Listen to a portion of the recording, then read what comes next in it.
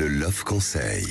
Alors la dépendance affective, c'est un handicap pour être vraiment heureux dans une relation, puisqu'on est souvent un peu trop justement dans la dépendance.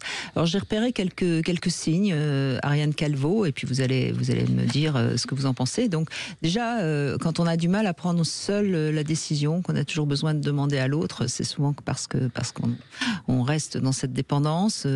Quand on a besoin de demander de l'aide pour assumer ses responsabilités dans différents domaines, quand on évite le conflit par peur d'être rejeté, quand on craint de se retrouver seul et qu'on est particulièrement anxieux quand on se retrouve seul, quand on se sent responsable dès que ça fonctionne pas bien dans le couple, quand on se sent obligé de répondre à toutes les demandes du partenaire, quand on a du mal à poser ses limites, à dire non, quand on est sans arrêt en train de quémander des preuves d'amour. Voilà, j'en ai trouvé quelques-unes. Il y en a certainement d'autres, d'ailleurs. Oui, qu'on n'est jamais rassuré. Le plus parlant, c'est ne jamais pouvoir laisser de silence ou d'incertitude.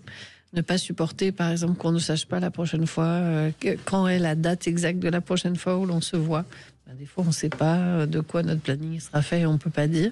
Quand l'autre ne supporte pas cette espèce d'incertitude ou un silence. Oui, ou qu'on ne répond pas assez vite. Exactement. On SMS, pensait pouvoir répondre, on peut finalement pas. Il peut s'être passé des millions de choses, et l'autre le prend tout de suite comme un abandon. Là, on est quand même devant une dépendance affective. Voilà, donc plus vous avez des signes de cet ordre-là, plus vous êtes dans une dépendance. Ça se soigne, c'est pareil, ça se soigne la dépendance. C'est compliqué, cela dit. Mais c'est toujours lié à des traumas d'enfance, toujours lié à des traumas de la sphère affective, donc très souvent avec les parents. Et donc, il faut le soigner comme un processus traumatique que l'on soigne. Bien sûr.